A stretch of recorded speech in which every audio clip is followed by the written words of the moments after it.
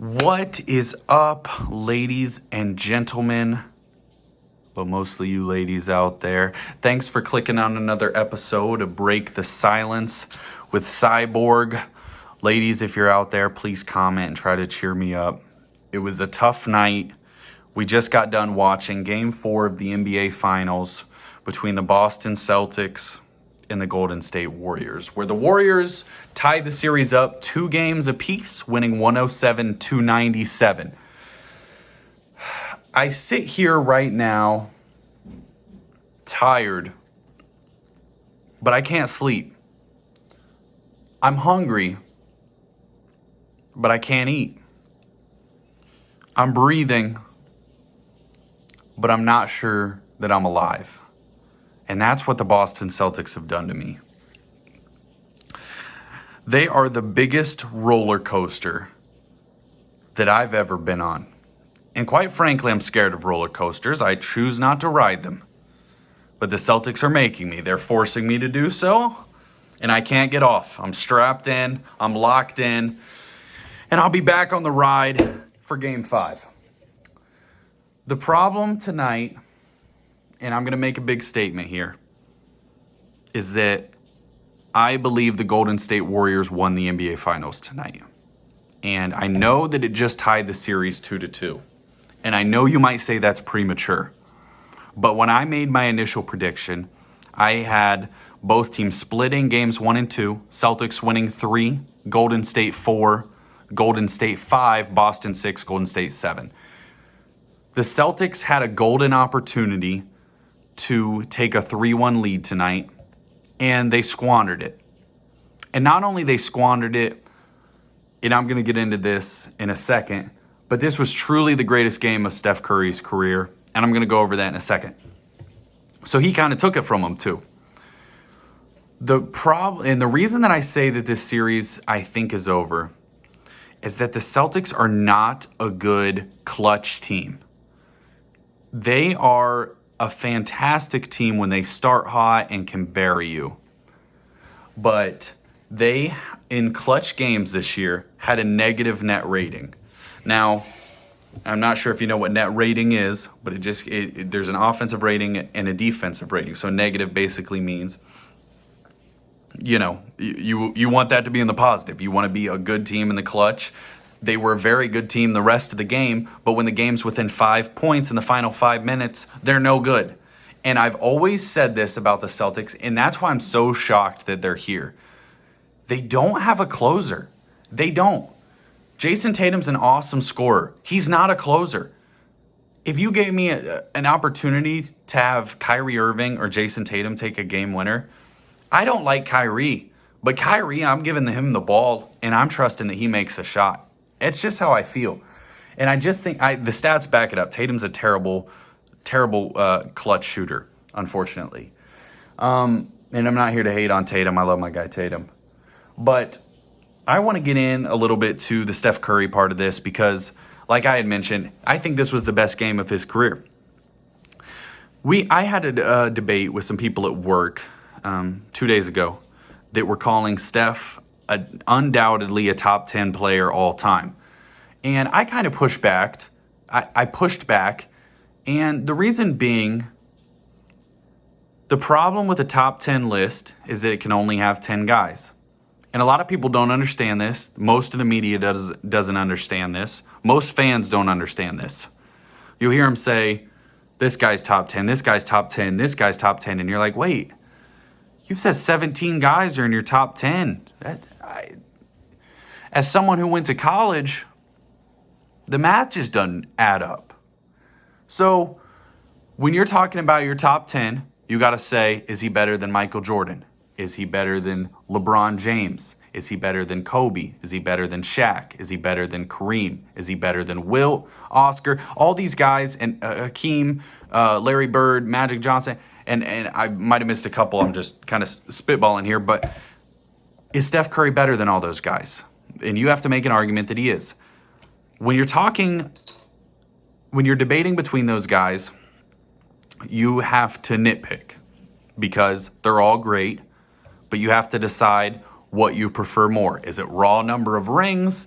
Is it accolades over time? Is it consistency? Is it impact on team? Is it how they played at their peak? What to you makes someone great, or the greatest of all time, or top 10 all time? The problem with Steph Curry's career is that he had been an excellent regular season performer and a good finals performer. He wasn't bad. Sometimes people think that because he didn't win finals MVP that he wasn't a good finals performer. He was.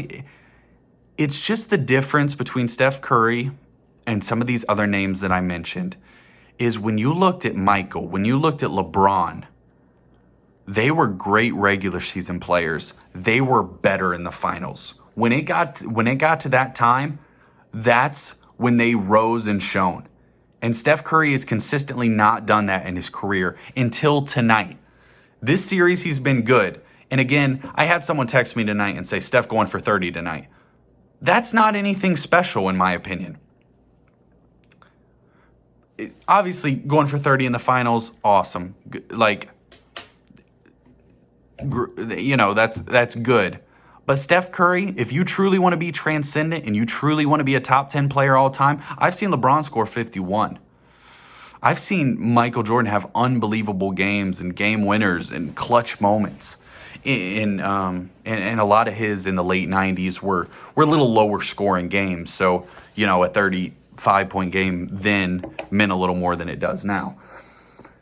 And I'm not here to debate that necessarily. But Steph Curry needed a game like this. And the greatest example of this, of someone who was great in the regular season, even Shaq. I was recently watching the 2001 finals because I've been going back and rewatching some of those finals that I didn't get to see live, obviously. Shaq in 2001 against the Pacers averaged like 38, 15 rebounds and 5 blocks. It's like ungodly numbers. And Shaq was great in the regular season. He was all time in the finals because that's when they needed him most, and that's when he performed at his best. And I think that's what makes someone truly, truly great. There's a difference between, in music, performing at your local, you know, arena versus performing at the Super Bowl halftime show. There's levels to it, obviously. So what makes someone great is being able to perform in those big moments. And Steph Curry did tonight. And this is where I think if Steph Curry finishes this series off and wins these last 3 games, I think we have a serious discussion. Is he in that top 10? Now, and the big argument that the people at work were making was that Steph Curry revolutionized the game. And I agree with that statement. The problem is not everyone that revolutionized the game just is thrown into the top 10. For instance, Mike D'Antoni revolutionized the game of basketball. He coached for the Phoenix Suns with Steve Nash and Amari Stoudemire, and he created an offense saying, let's score within 7 seconds, or let's shoot within 7 seconds or less. The thought process is, if we're the better offensive team, we increase the number of possessions, and kind of getting those fast, it's almost like a transition bucket, are usually higher percentage shots. So it's become a big thing today. You can see the pace has kind of risen than it was in the early 2000s pre Mike D'Antoni, and even to the point where NBA 2K has added a trait that if you shoot under 7 seconds, you get a boost to your shot. So Mike D'Antoni revolutionized the game of basketball. You are an idiot if you're arguing he's a top 10 coach all time. He's just not. But he also had a huge impact on the game of basketball. So that's why just being transcendent doesn't make you top 10. Let's talk about the Celtics here and the theme that unfortunately continues to hold true. When the Celtics turn the ball over at a high clip, they lose basketball games. When they turn it over 15 plus times, they are now 2-14, I want to say. And when they turn it over less than 15 times, they're virtually unbeatable. That's the difference between winning and losing for the Celtics. And tonight they gave you 16, and tonight they gave you an L. They gave you 97 points, which is no good. Tatum again was all right. Now I would like to sit here and talk about Tatum for a second. There is something wrong with his shoulder, and I would bet my entire bank account. Okay, I would bet my entire bank account. And if any ladies are out there listening, it's a decent bank account. I would bet my entire bank account that it comes out after this series that Tatum's getting surgery on his shoulder. They're not going to say it right now, but he hurt himself early in that Miami series, and he has not had a truly great game since. He did in Game 6 against Milwaukee, one of the best games of Tatum's career, and since then, he's been good, not great. When we're looking at a couple other things that impacted this series, and this is how we know that Steve Kerr watches the Break the Silence with Cyborg show, Draymond Green was benched in the fourth quarter. He was 1 of 7 shooting and had 2 points, and was benched for most of the fourth quarter except a couple select defensive possessions. Draymond Green is a liability on the court. In last episode, I ripped into him. And if you see in the comments, I put in there, do you think the Warriors should bench Draymond Green? And they just should. Now, Steph got a little help tonight from Andrew Wiggins, who had 16 rebounds. The Warriors won the rebounding battle 55-42. Now, the interesting thing the Warriors started this game with, their adjustment, was to start Otto Porter Jr.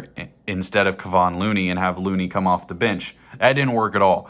Otto had 2 points in like 16 minutes, and they brought in Looney pretty quick because Rob Williams was dominating there. So it'll be interesting to see. My guess is that Steve Kerr goes back to his traditional lineup in Game 5. I don't think that starting Otto Porter makes any kind of sense. It literally had zero impact on anything.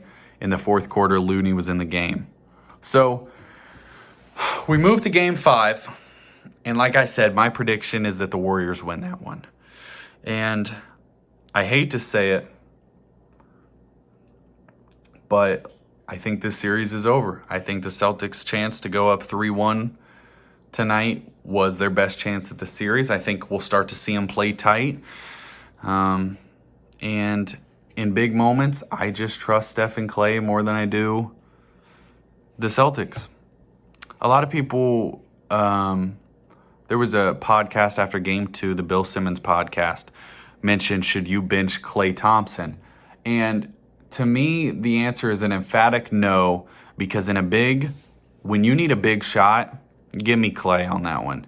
He hit a big shot tonight that probably was the turning point in the game. Straight away, deep 3, just ripped it.